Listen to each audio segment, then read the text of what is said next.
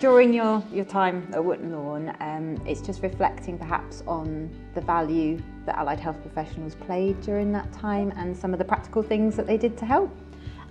So the first one that I'd like to mention is that I can really struggle with the bathroom environment, and obviously it's essential that every day you need to use the bathroom.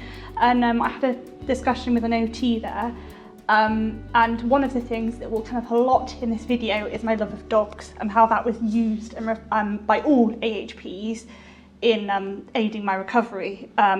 So I spoke to this OT and I said, can you print some pictures of my dogs at home off for me so I can put them in the bathroom to make it a bit less scary. And yes, I used up all of the OT printer ink and all of their glossy paper, and she must have printed like 20 photos off, you know, and I stuck them on my bathroom door, and it really, really helped to just make it less clinical, and it was such a small thing. And that was I think that was the first interaction with an AHP, and the first interaction that I can remember in that hospital stay that just made me feel like, okay, this might not be where I want to be, but people are there and they want to support me and help me get better. And interestingly, just flashing forward a bit to when I was discharged, I then replicated this at home, but in a much more ridiculous Martha fashion, because I realised how helpful it was to change the environment in a bathroom for me and my recovery. So my support worker painted it pink, obviously, and then we got these massive dog stickers off of Amazon, and we stuck them on the wall, like wall stickers, and it really has helped. And I think that that's something that AHPs, all of which I will talk about in a minute, really so all of the help that they did in the inpatient kind of transitioned to outpatient, but that's something I will be forever grateful for because it's really, really helped me. Sort of occupational therapy wise and allied health professional wise, we talk about small change, big impact. Yep. And that's one of the big slogans really that's been happening recently. And that's a great example, Martha, isn't it? Something small that we could do to change the physical environment that then helped you do the things that you needed to do in your everyday life. And being able to replicate that at home. Definitely. Another example would be I had a specific OTA that would come and support me for a lot of my meals because I was really struggling with my food and fluid intake. And one of the times she came up and we were making toast. Now, I was pretty sure I was never going to eat this toast, but I said to her, because we have quite a long-standing therapeutic relationship, and I said, if you cut that toast into something ridiculous, I'll eat it. And then she looked at me with the knife, smiled, and I went, I'm stuffed, aren't I? She then proceeded to do what I said to her. I said to her, this is the saddest bake-off I've ever watched. She had a psych ward blunt knife and was carving this one piece of brown toast into what she told me was, I think the Taj Mahal, was that right? Yes. Tried to prop it up, and then she put and then she did Princess Diana on a bench outside the Taj Mahal, but it was 2 crusts of bread.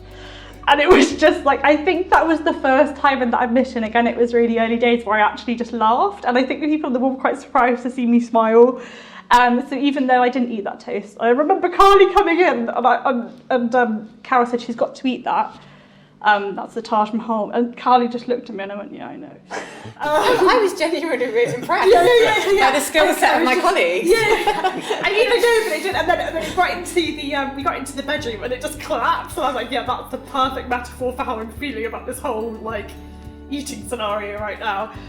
But yeah, and throughout that admission, that particular ATA really supported me to just have a sense of humour, which I think is absolutely crucial. And a lot of the time she would just come, and our sessions together would just be talking, laughing, coming up with ridiculous, just being ridiculous, I think, and yeah, it was just a lot of fun. And you can't really say that a lot about psychiatric hospitals, but when it comes to the therapy department, 100% you can say you're going to have fun. In the best way that you can.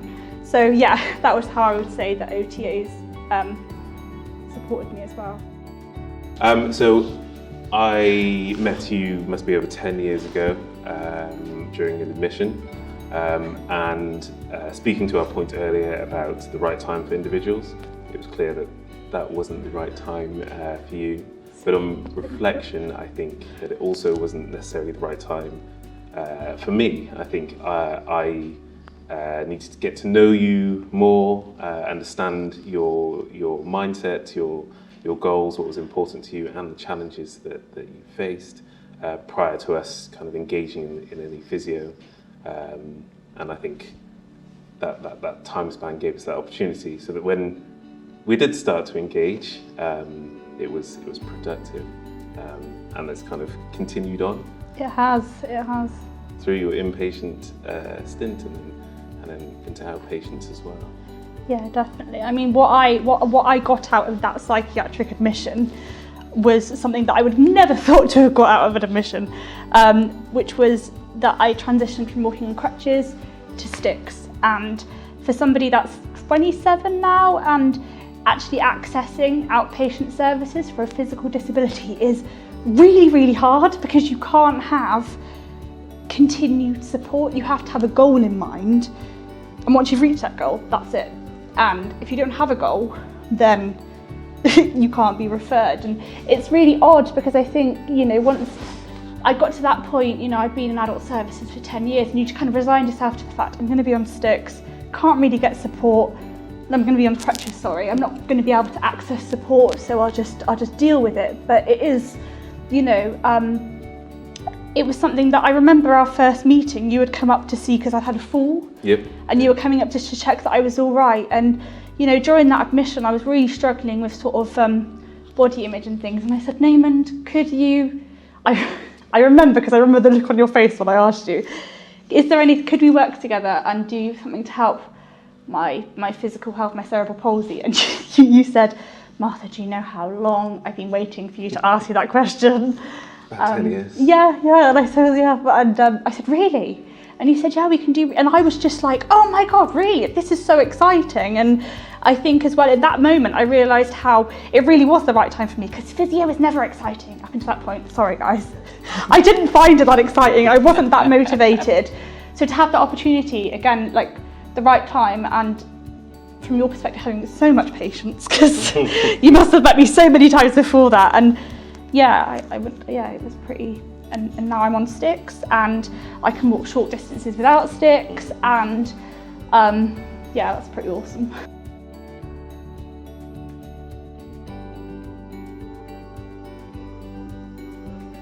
I also remember that those times when you're engaging in, the exercises that Naaman had asked you to do were some of the few times that I saw you outside of your room. Yeah.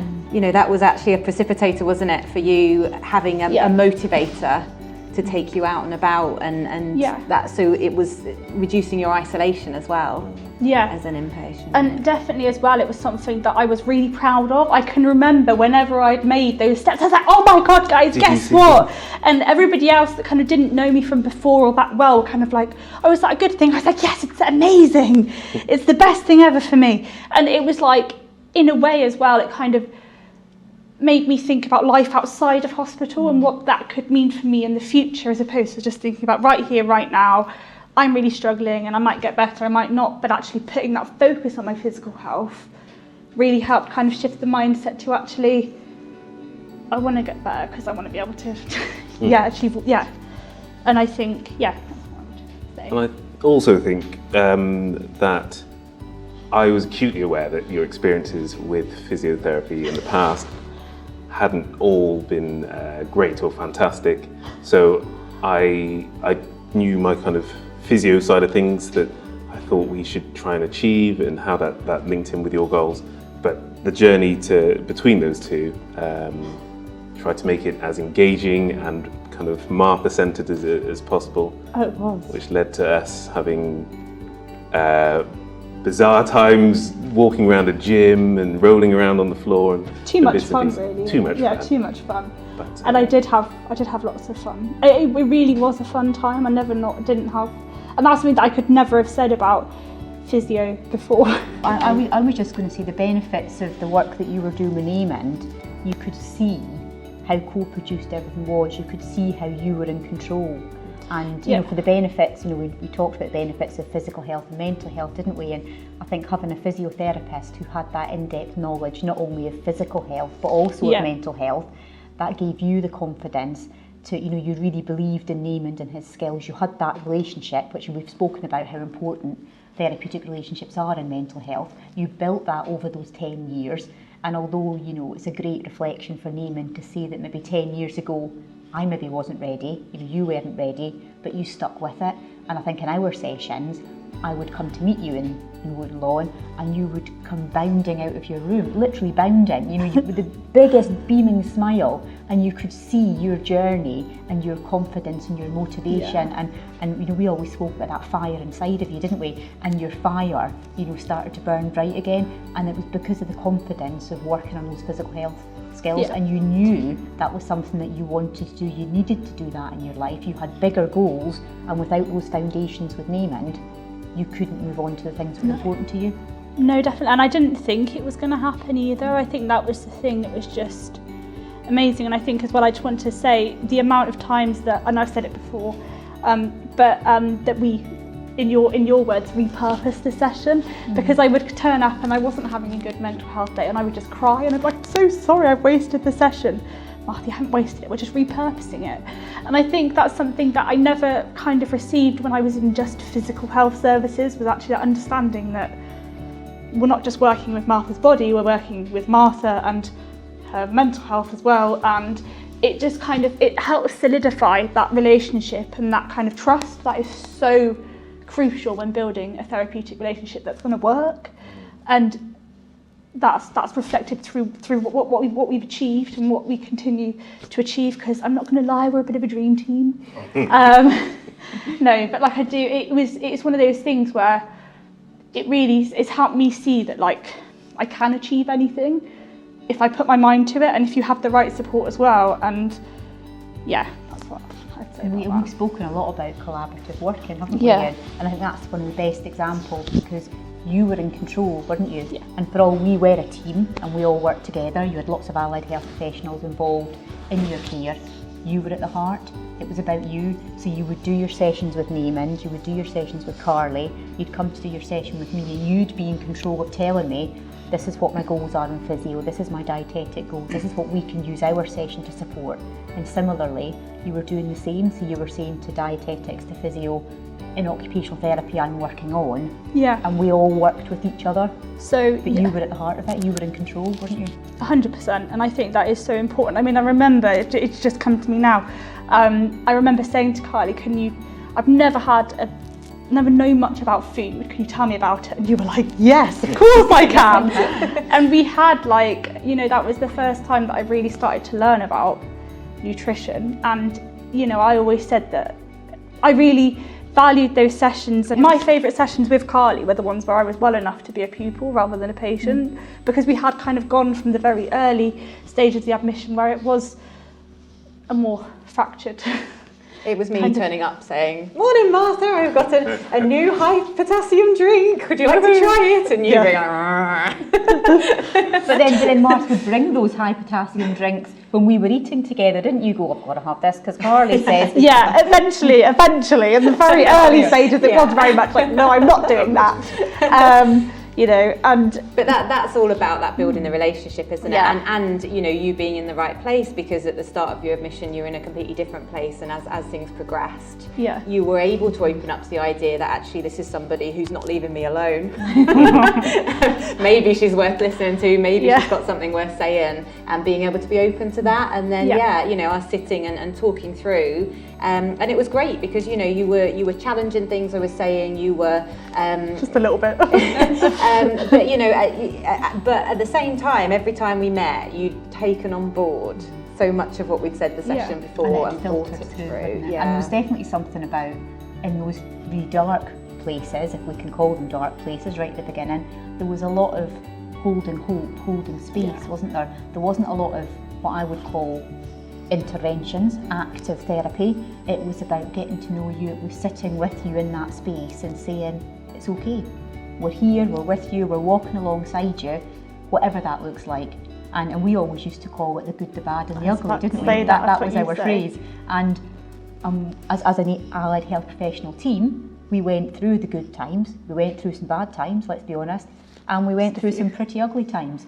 But you persevered and you worked really, really hard, and all those sessions with Carly when you became the pupil, that feeds back into our discussions about self-management, living well with, an educational approach to your health, physical and mental health, and you took all of that information that clinicians worked with you on and you made it your own. And you applied it to being at home in the community. And there was feed me, feed my dog, wasn't there? Yeah, so because one of your big motivators throughout that admission was this desire to own your own dog. Yeah. And that was something which we were able to use, weren't we? Yeah. To real benefit, to kind of say, actually, Martha, if you're not going to be eating, then how are you going to look after another living being? It can't happen, can it? 100%. Like it was the whole value of like personalised care in my journey. I think that every professional, medical as well as AHPs, but the one thing that they all knew and all were able to use was my love of dogs and my desire to, because I was on the waiting list for an assistance dog, and I didn't want to let that go. Even in my darkest moments when I might have wanted to let go, I couldn't let go because of that. I want my dog, and the reason I was so happy when I was able to walk on sticks was because I was thinking, oh yes, like I'll be able to walk my dog better, have a better life, give my dog a better life. And of course, yes, if I don't feed myself, I don't feed my dog. And I think every single project that you sent me, Carly, I then just dogified it. Is that the right word?